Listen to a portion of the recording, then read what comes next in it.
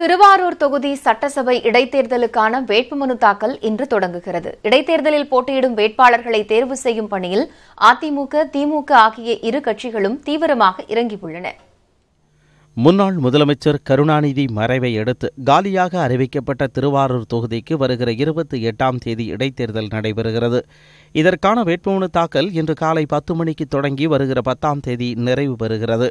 தேர்தல் நடத்தும் அலுவலரான திருவாரூர் கோட்டாட்சியர் முருகதாசிடம் வேட்பாளர்கள் வேட்புமனு தாக்கல் செய்யலாம்.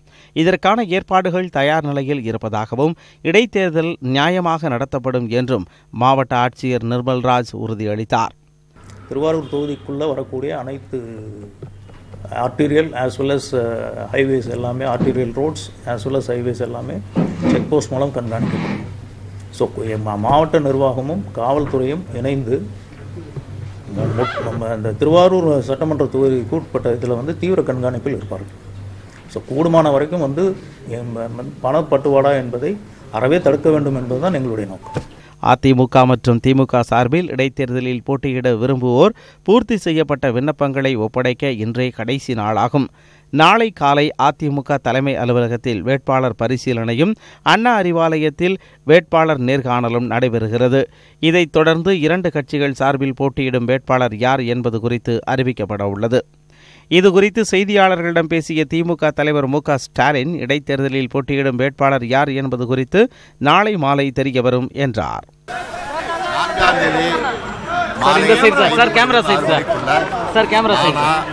துரைமுருகன் அவர்களா, டி.ஆர். பாலுவா அல்லது யார் வேட்பாளர் என்பது உங்களுக்கு தெளிவாக.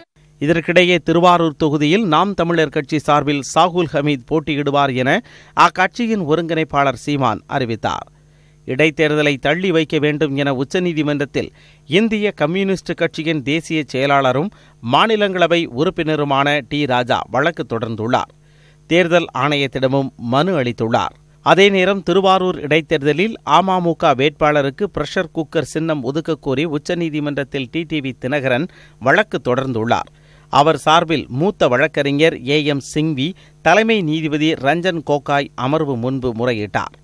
வேட்புமனு தாக்கலுக்கு வரும் 10ஆம் தேதி கடைசி நாள் என்பதால் அதற்கு முன்பாக விசாரிக்க வேண்டும் என தினகரன் தரப்பு கேட்டுக்கொண்டதால் 7ஆம் தேதி விசாரிப்பதாக தலைமை நீதிபதி தெரிவித்தார்.